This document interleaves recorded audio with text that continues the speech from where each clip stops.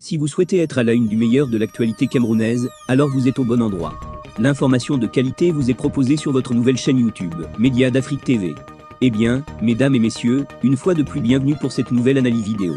Pour vous qui êtes nouveaux, retenez que nous sommes une équipe d'experts analystes, spécialisés dans les affaires politiques, dont l'objectif majeur est de vous informer en continu des faits et gestes, politiques, économiques et sportifs qui fait rage au quotidien.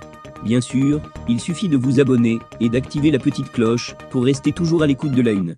À noter aussi que vos commentaires sont toujours les bienvenus. Bonjour à tous, bienvenue sur Média d'Afrique TV.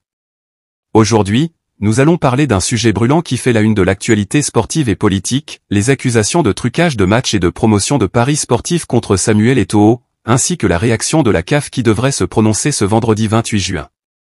Restez avec nous pour comprendre tous les détails de cette affaire et les implications pour Samuel Eto'o et le Cameroun. D'après nos informations, Samuel Eto'o, ancien international camerounais et président de la Fédération camerounaise de football, FECAFOOT, fait face à des accusations graves portées par la Confédération africaine de football, CAF. Ces accusations concernent des allégations de trucage de matchs et de promotion de paris sportifs. La situation est très tendue, et la CAF doit se prononcer aujourd'hui, vendredi 28 juin, sur ces accusations. Les accusations contre Samuel Eto'o sont particulièrement sérieuses. Trucage de matchs et promotion de paris sportifs sont des infractions qui peuvent entraîner des sanctions sévères, non seulement pour Eto'o personnellement, mais aussi pour le football camerounais en général. Face à ces accusations, Samuel Eto'o a vigoureusement nié toute implication. Il a même été plus loin en accusant certaines personnalités politiques camerounaises d'être derrière ces accusations, affirmant qu'il s'agirait d'un complot pour ternir sa réputation et son travail à la tête de la FECAFOOT. Eto'o a demandé que son audition devant la CAF soit diffusée en direct, afin que tout le monde puisse voir la transparence de sa défense.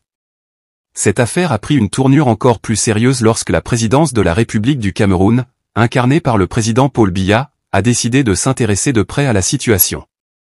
Selon le média Week Info, le chef de l'État aurait demandé qu'un compte rendu lui soit fait concernant les décisions de la CAF, ainsi que des détails sur le début de cette affaire et les personnalités impliquées selon Eto'o.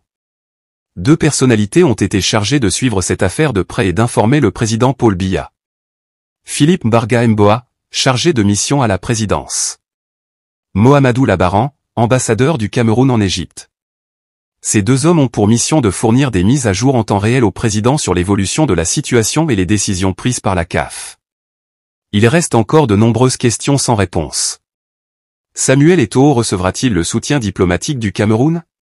Quels sont les éléments que la CAF va prendre en compte pour rendre sa décision?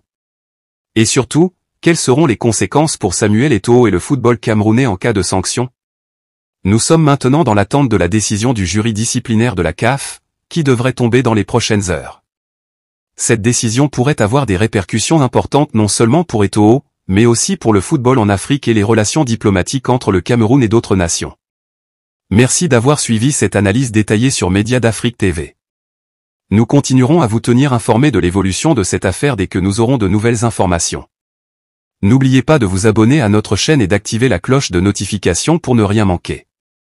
Laissez-nous vos commentaires et vos opinions sur cette affaire dans la section ci-dessous. À très bientôt pour une nouvelle vidéo.